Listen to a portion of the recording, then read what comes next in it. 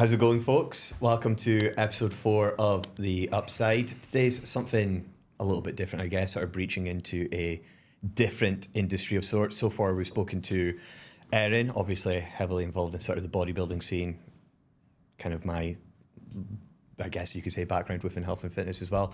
Speaking to Rob, who's also in the bodybuilding scene, as well as security, so I'm a little bit more familiar with that. Today, we're going to be speaking to Mr. Andy Dawson. Hello, sir. Breaching into like the more barbering scene, and I guess sort of speaking to Scotland's youngest, youngest, most successful, accomplished barber. Hi, Andy. How are you? First off, amazing. Thank you very much for having me on here. I was absolutely humbled when you first asked me to join you, because I did see you've been pushing all this kind of content, and it's something that I'm quite passionate about myself, is the kind of self-development and progression side of things. So it's great what you're doing, and I'm very humbled to be asked to be on here.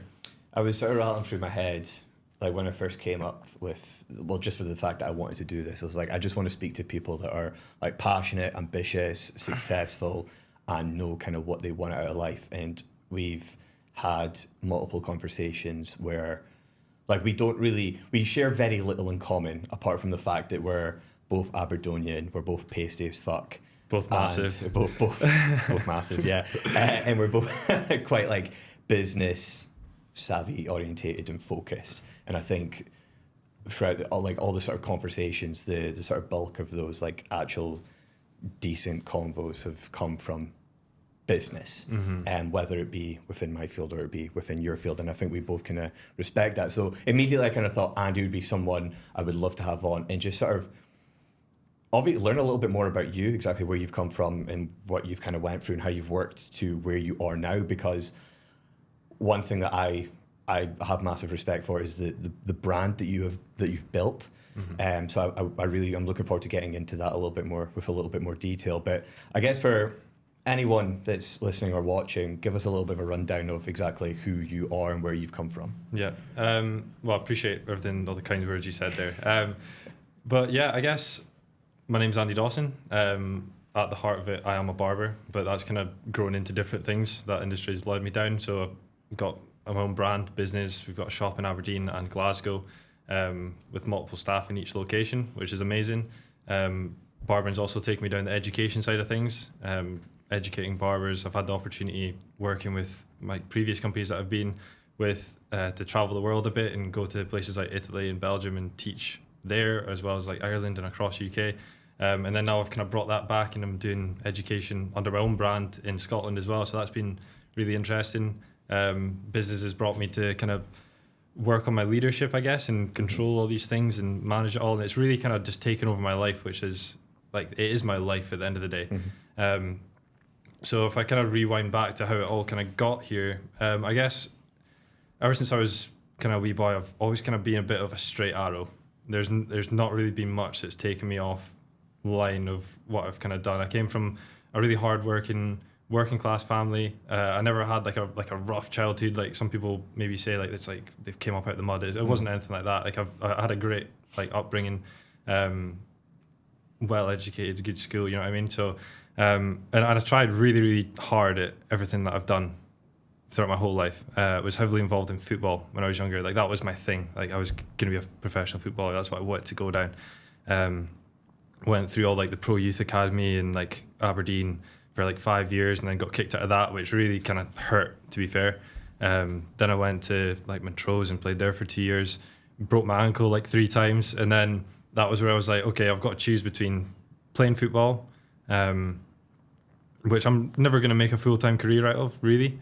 Or do I commit to my actual like career? And that's kind of when barbering came onto the scene a little bit, was when, there's so much stuff to talk about. I feel like I'm missing out things. Go for it.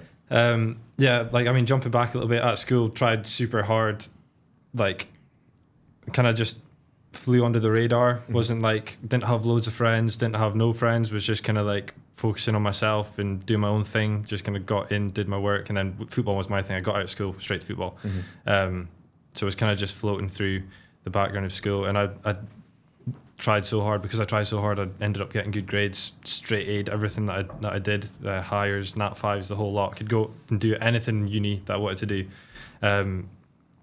And then that's when I was like, okay, what do I actually want to do? And I'm like, I don't really know. Like I applied to do ethical hacking, cybersecurity, software development, game development. That's the kind of route that I was going down. Because again, on the side of football, I feel like I'm rambling a bit, but I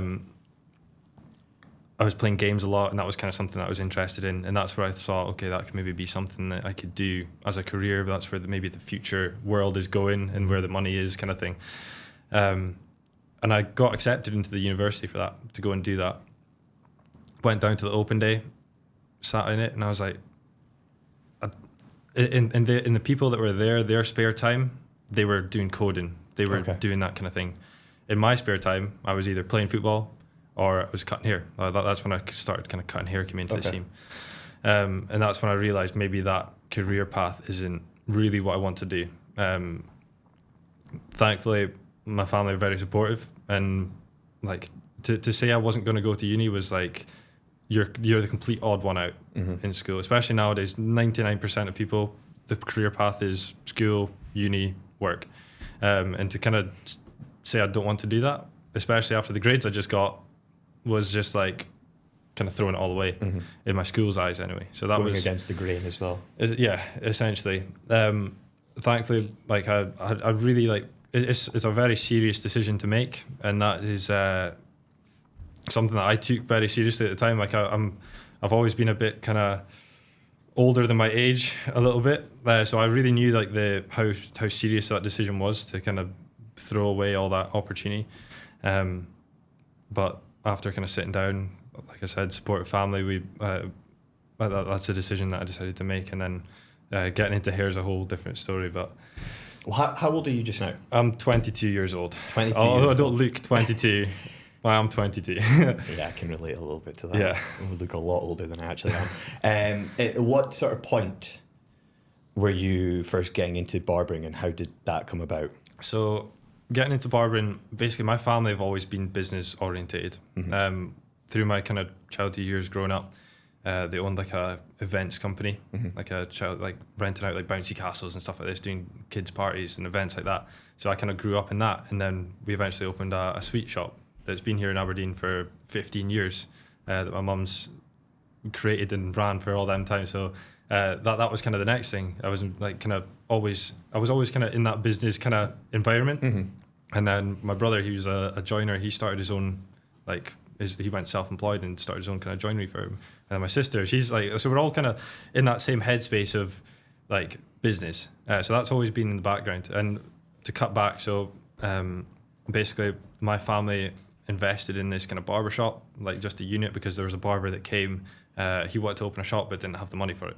My mum had the unit essentially, kitted it out, and then there was an agreement put in place for them to like run the shop, benefit off of that, and then we were obviously like the landlords essentially for that. So when I would finish school, I'd have to wait for like my mum to finish in the sweet shop, and I'd go downstairs, do my homework and all this kind of things.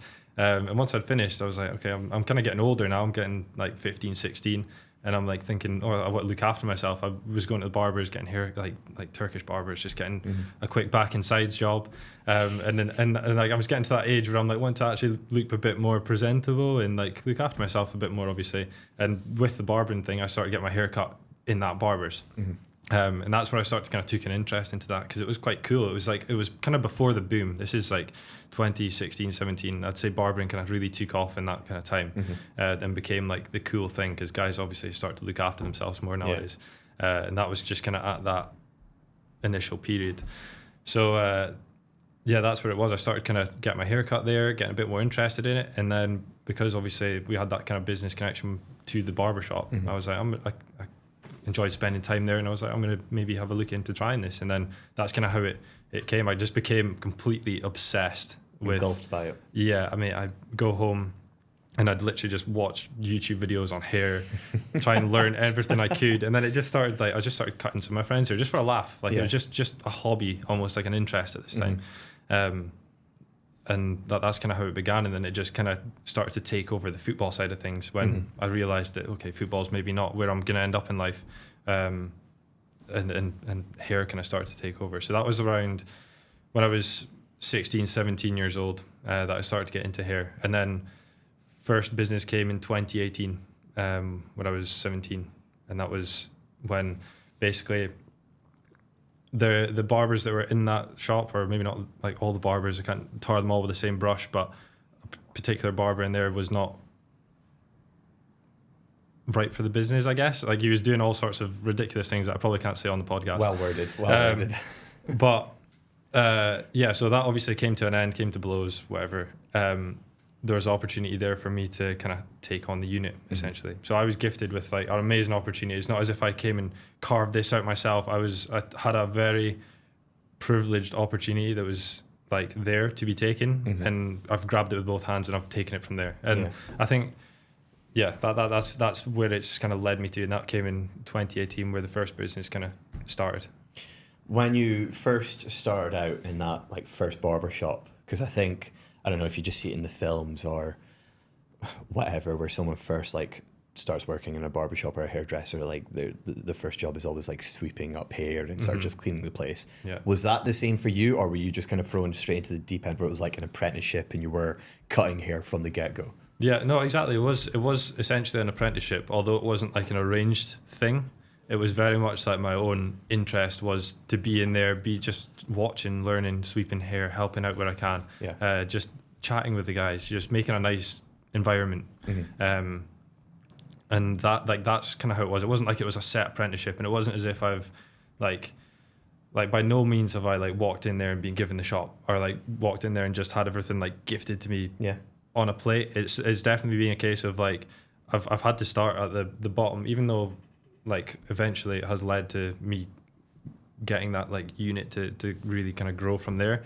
But I still had to go through all the sweeping, the getting the coffees in, all this kind of things, all the apprentice kind of roles, the grunt work. Yeah, exactly. And I think that makes you appreciate it when like you can't kind of like me now managing people that I'm getting then apprentices to come in. Like I can't really be in the position that I'm in now, not having done that. Yeah. So I feel like it's kind of like the evidence that I need to keep pushing myself up. Like I have to kind of go through all the steps.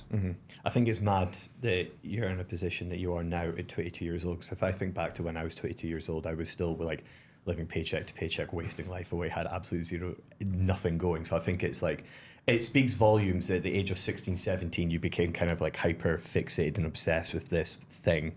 And then you were spending your free time like watching YouTube tutorials and all that and how to cut hair, where most 16, 17-year-olds are, I don't know, like getting pissed in the park, or I don't know, playing Xbox, or just, like doing what typical like teenagers actually do. So I think it speaks volumes there. At what point did you take that unit that you were given and then sort of transition it into your own, I guess? Yeah. So this was in 2018. So this unit, like it's not as if we own the unit or anything. It's just like it's a rental unit. Yeah. So I took over the lease of that unit. It's not as if I've just had like a big asset given to me like that. But in 2018, basically a little bit prior to this, like before getting into barbering, I really wanted to kind of suss out where I wanted to go with it. Obviously, not like denying university. I needed to, if I was going in to be a barber, like obviously the business side is what kind of appealed to me maybe more than just cutting hair. Yeah, I wanted to do more than that. So before that, I wanted to really suss out the industry a little bit. So that I went down to like hair shows and stuff like this, like kind of similar to the open day. The open day was me sussing out uni, and then the hair shows and stuff was me sussing out this barber industry. So I went down to there and really kind of looked at all the different brands that were there and what they could offer and what everything was. So it ended up with me.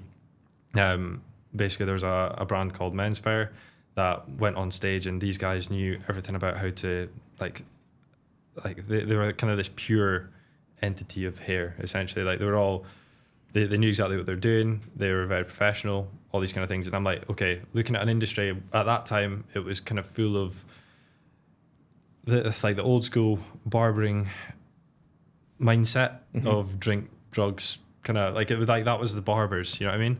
But then this was like the new school contemporary hairdressing and barbering game that was kind of starting to take off as men's hair got better. And I was like, that's the way that I want to do it. I want to go down this route, because I never, like I said, bit of a straight arrow. I was so heavily involved in football. I was never into drink, never into drugs, didn't have the time for it essentially. And I'm glad I didn't, because it's allowed me to just kind of focus on like what I'm doing. Yeah. But yeah, so that's why I kind of saw myself as part of that mindset along with that. So that's why basically I educated myself under them, like, again, paid for all my education, did it that way. We had the unit, and there was an opportunity to partner with them eventually after I'd kind of earned my stripes with them, and then bring that brand up here. So and then Menspire, sorry to cut you off there. Menspire, were they like a little bit of a beast on the scene? Were they sort of one of the top dogs, I guess you could say? At that time, yes, they were kind of building their way up, and Okay. and yes, they were like the biggest, most well-known men's grooming brand that were doing it completely different at that time.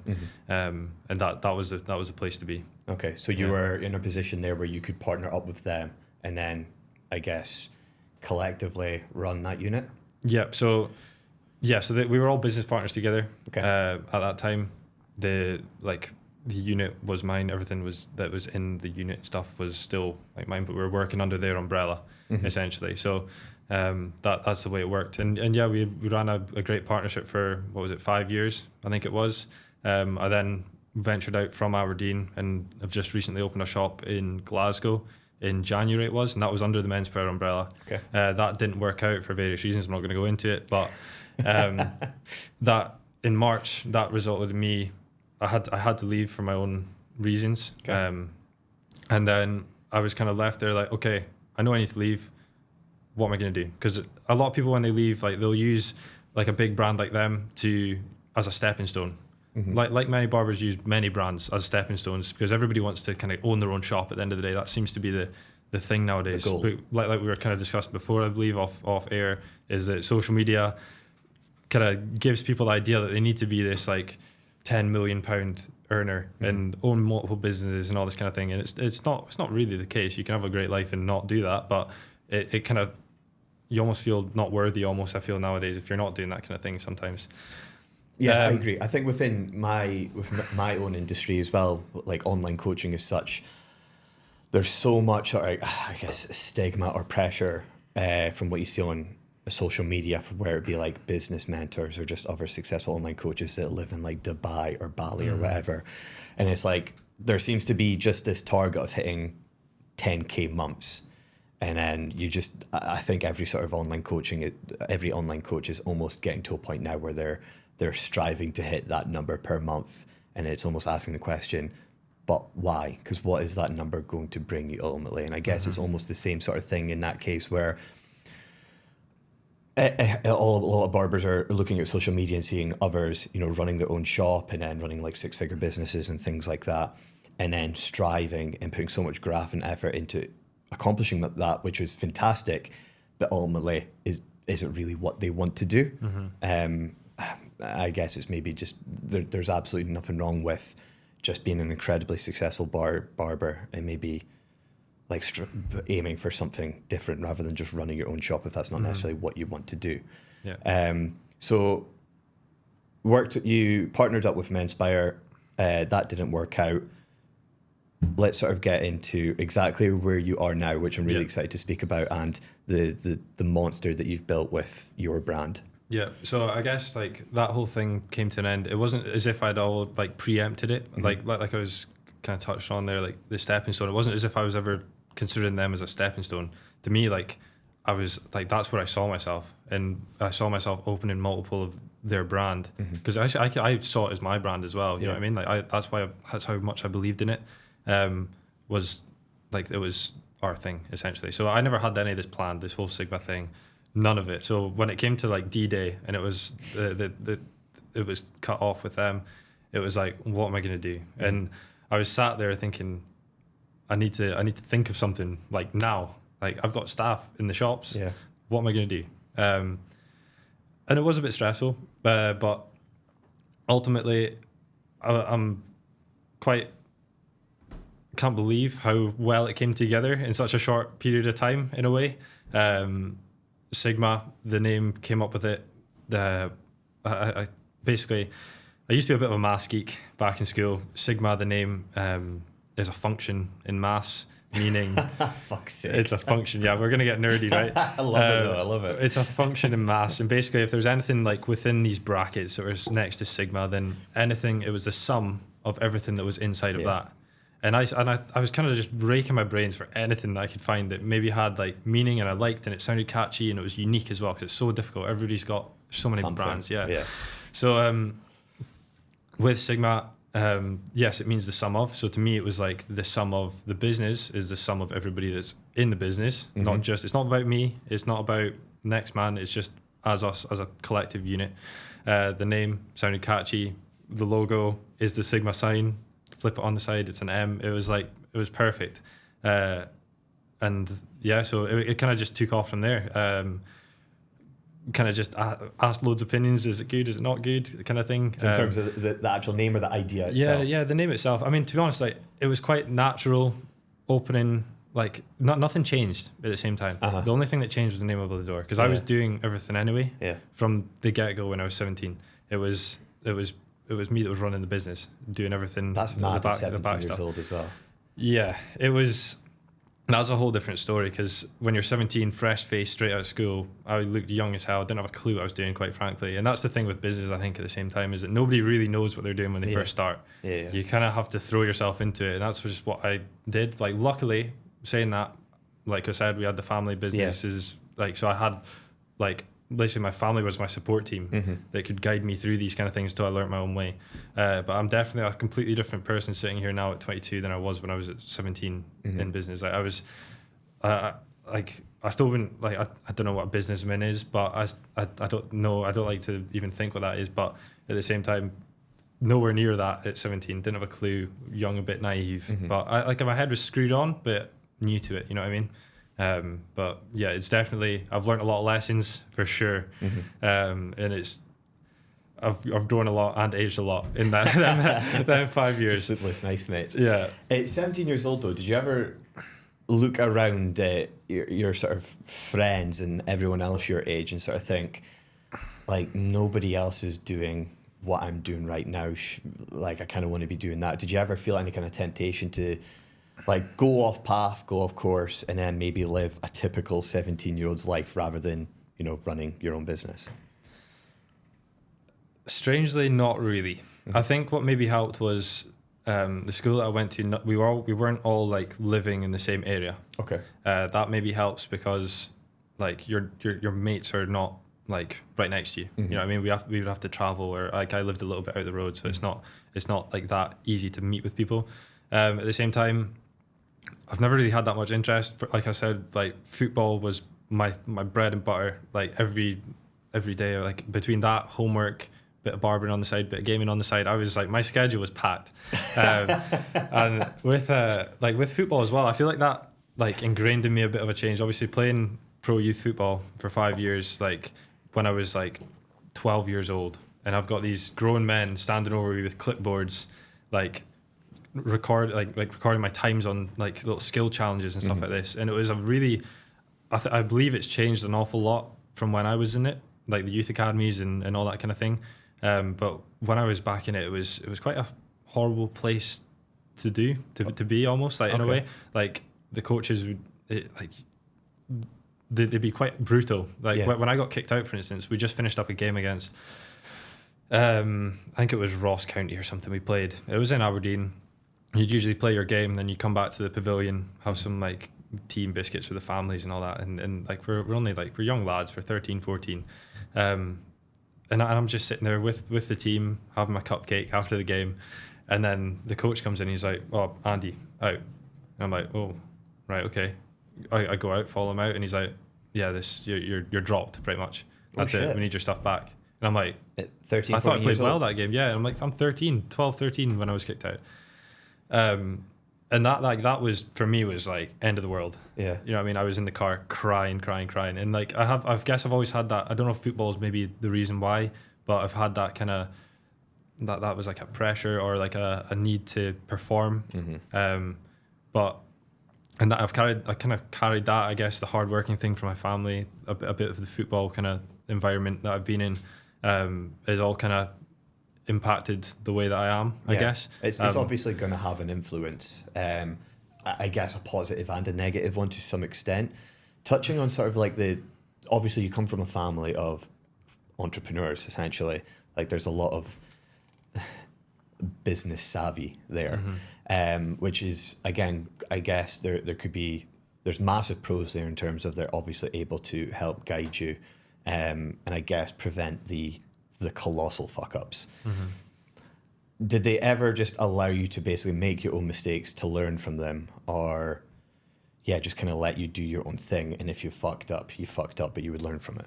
Yeah, I mean, like, yes, my family helped me. At the same time, everybody else got so much stuff going on that there's no way that I can not take responsibility for the decisions. And at the end of the day, if I want to get better, then I know I have to like do it myself. I can't rely on other people to make my decisions for me. At the beginning, yes, it was a bit of like nurture time that I could like run things past, but like I say, everybody's so busy that it's like if I keep bringing up my stuff, then it's. But yeah, even today, like it's still amazing to have such a support group literally right next to me that I can get. Like it's almost like a business relationship with as well as a family relationship with. Did you ever feel there was, I guess, pressure, whether it be actually from them or inflicted like from you putting it on yourself, just basically because you're aware of your family's like business savvy, I guess? And I know what you mean. No, not from my family. I think it's definitely from myself. Okay. When I like even at school, like I remember this. It's so funny. Like we used to have parents' evenings, and like because I was so like, I'd get homework and I'd do it straight away, and I'd put so much effort into it and make sure it was like perfect, so I get an A or get full marks or whatever. Like that to me was like, yes, I'm doing good. And then like I remember like it's so funny because I think teachers used to kind of like ask questions at parents' evening like, or like, are my family being pushy? And like not at all, like not one little bit. It was all me that was just trying to do the best I could or make them happy with me, essentially. Like I've always, I guess, like that bit of like approval or a bit of a pat on the back to say like, well done, like you've done well. Like I've always been a bit of a people pleaser. Even now, like it's my own worst enemy as well, because I hate saying no. Well, I'm learning to say no a lot more now, but I used to hate saying no to like if somebody wanted an appointment. Yeah, no problem. Like I'll make it work.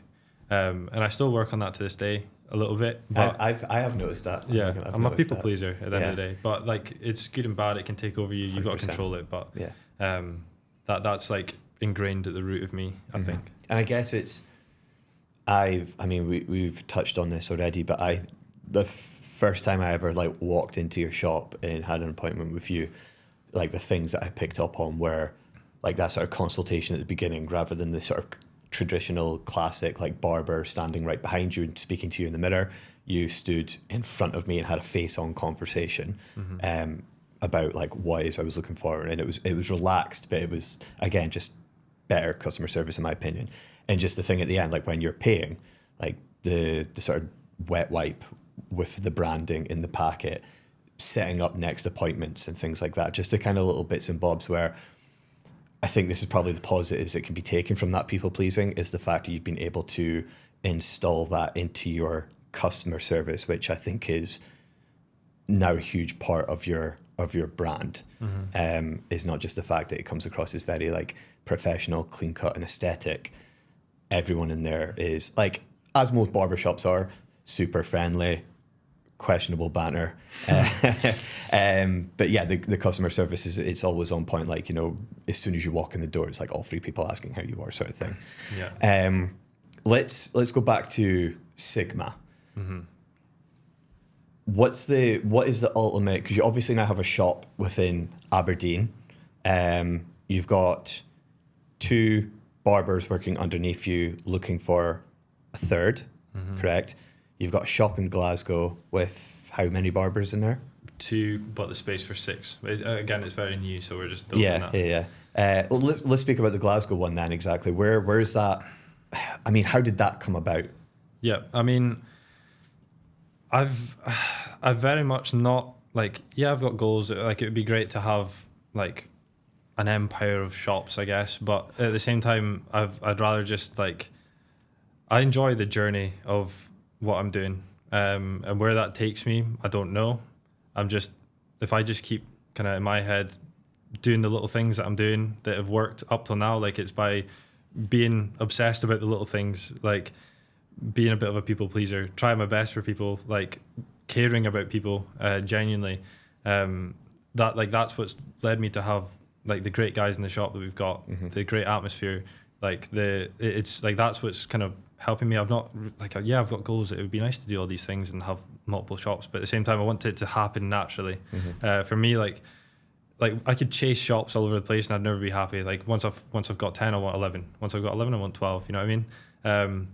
So for me, I just want to see where it goes. Essentially, I'm just going to keep turning up, going the extra mile, do my thing, and then it'll just kind of happen naturally, like it did with Glasgow. That's all it was. It was quite natural. Yes, I had the intention. I wanted to like open something down there because like I like Glasgow essentially at the end of the day, and I believe in what like Sigma as a brand promotes is we say we're passionate about progression. We're all just trying to push each other on.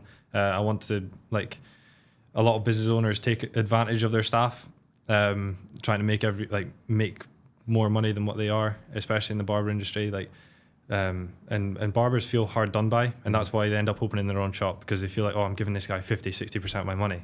Like, of course you're gonna go and open your own shop. I would feel like that as well if I was knocking my pan in and then giving half my money to somebody just for the sake of working in a shop. I mean, you were at one point.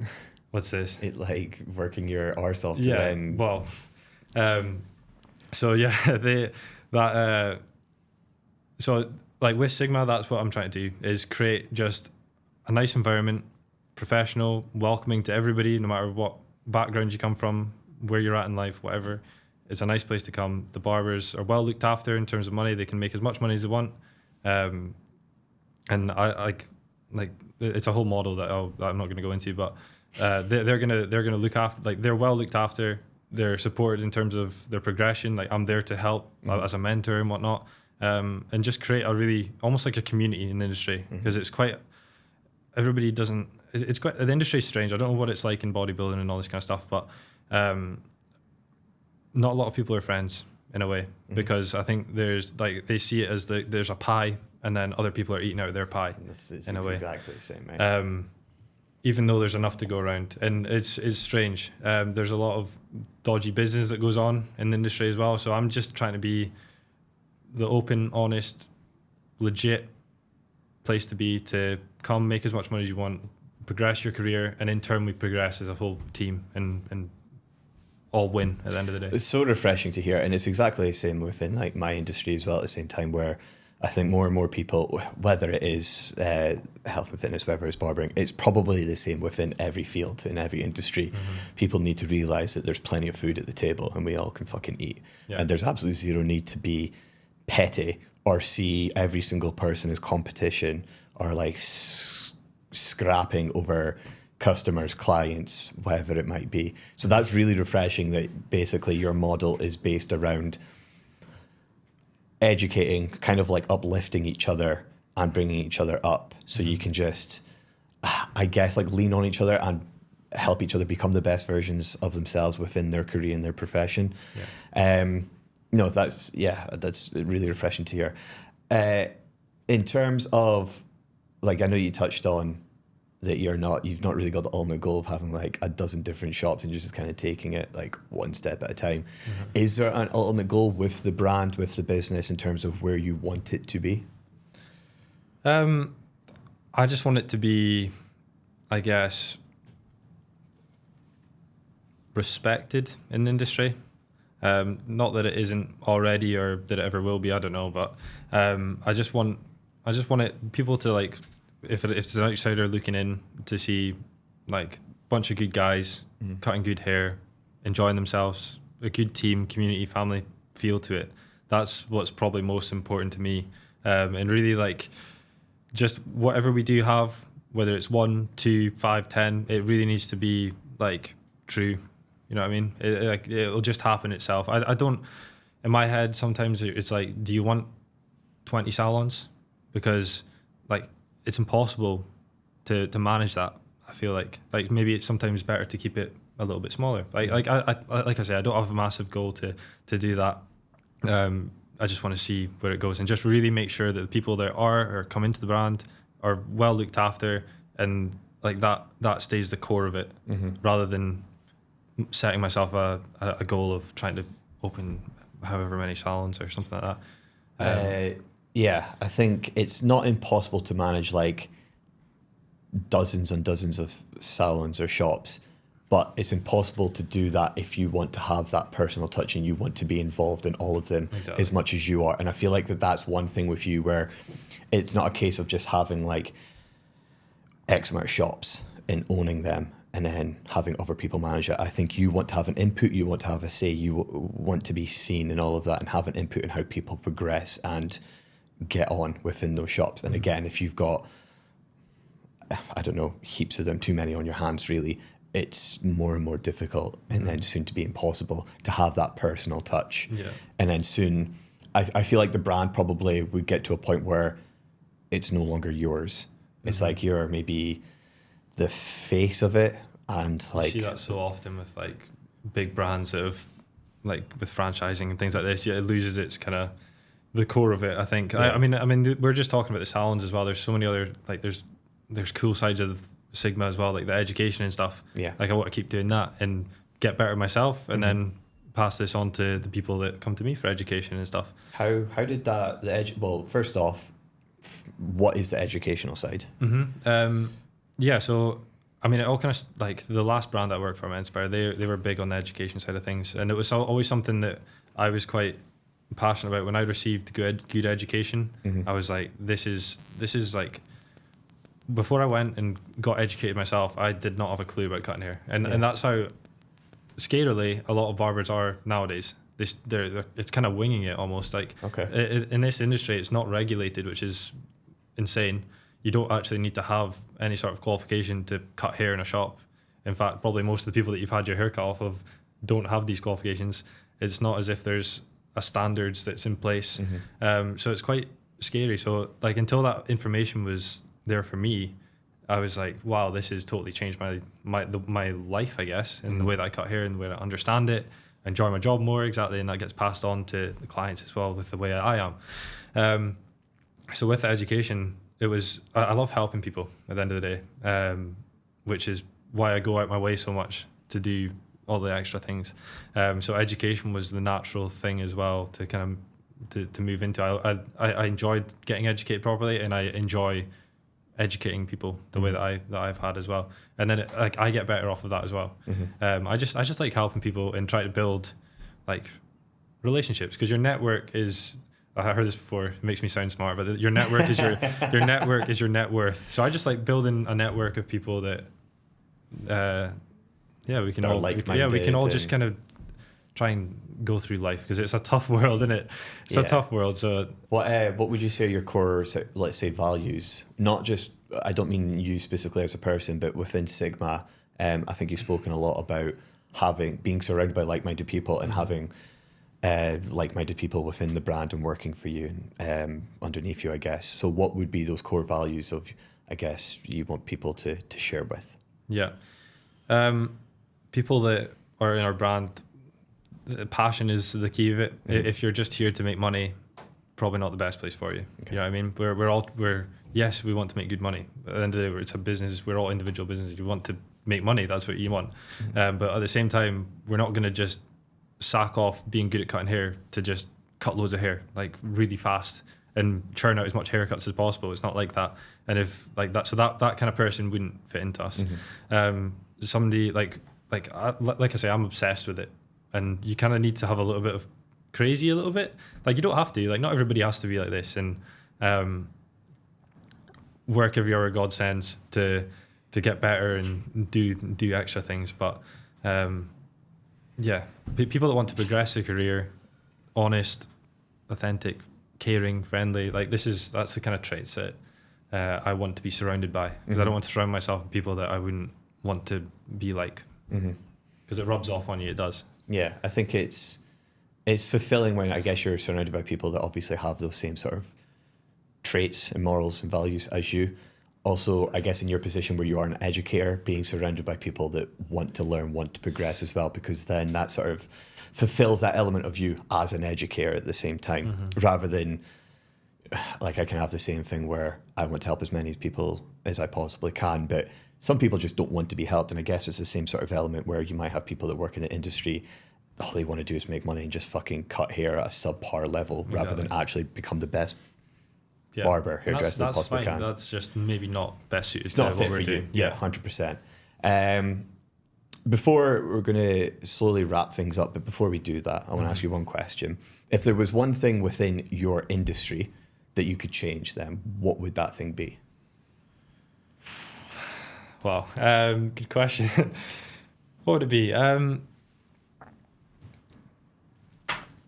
don't know. I kind of want to. Well, you stuck me there. I guess I want to be the. Deep question. Yeah, I want to. I don't really know what I'd change. Essentially, I'd like to kind of just create. I guess the way that I'm going with it is the change that I want to see. Okay. In a way, like the thing that I'm trying to push is what I would want to see. So that's why I'm pushing it. You know what I mean? Regardless of whether the like helping people, like people being looked after, people progressing their career, not getting completely ripped off for the money, and trying to like build a team rather than loads of individuals in individual barbershops doing their own thing. And then imagine if like everybody in these, like they're working in their shop by themselves, or they've maybe got one other person. Like imagine if we all came into one shop, like that would be it's always stronger as a team. But like I say, I'm just, if I can just do my own, like regardless of whether the whole industry changes, if I can just build my own piece of the world that is beneficial to everybody inside and provide value to those that are in it, and that's going to fulfill me at the end of the day. And that's what I look for at the end of the day, and just enjoy the journey. Because like I say, you'll always chase it, whether it's money, whether it's the next shop, whether it's getting bigger, I don't know. You can always do more, and so you just got, I think if you just enjoy what you're doing, and that's the main part, because you'll never be satisfied if you're chasing the goal. Yeah.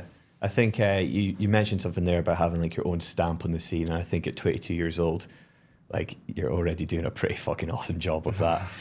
So I'm really looking forward to just, like, I love brands as a whole, and I love personal development, and I just love people that are like obsessed about creating like beasts with their brands and their businesses. So yeah, you're a few years younger than me, so I don't know if I'm going to kick the bucket before I can see this actually happen. But I'm looking forward to seeing it like turning into, like, I don't know, just an absolute monster, and hopefully creating that change within the scene. Yeah, like that. I really enjoyed that conversation. I think we'll wrap things up there, guys. Yeah, thank you so much for coming on, Andy. It was a really in-depth conversation, and like I know fuck all about barbering, but I think you've completely changed, I guess, not my opinion on it as such, but you've given me a bit of an insight in terms of exactly what it is you want to change within the industry where it currently is. And I think it's a very positive outlook, and you don't come across as a money-driven person, even though you're incredibly successful. You don't come across as a money, like, hungry person, and the sort of things that you want to accomplish and the things that you want to influence, I think, are very, very positive. And yeah, about touching on about barbers leaving and opening up their own shop, I can't see that being an issue with yourself as such. I imagine that most barbers would, as crap as your chat is sometimes, in the barbershop that is, I can't imagine them wanting to leave anytime soon. But no, thank you very much for coming on. And is there any like plugs or anything you want to, any educational, the barbershop, where people can find you on Instagram, things like that? Yeah, I mean, well, again, reiterate, thank you very much for having me on, because this is so cool for me. I've watched podcasts all the time, as you know. We speak about it in the shop all the time, and I love it. So it's really cool to be sat behind the mic, actually kind of sharing. Hopefully there's something that's been here valuable for your audience and maybe my audience. But yeah, for me, I'd love to, if you watch this and you actually liked it, then my Instagram is Andy Dawson Hair. The shop, Sigma Male Image, that's on Instagram, Facebook, everything you can find on Instagram's the main one. But yeah, no, again, really appreciate it. Thank you for having me. Well, we'll tag all of that in the description below, but thank you very much for watching, guys, and we'll catch you in the next one.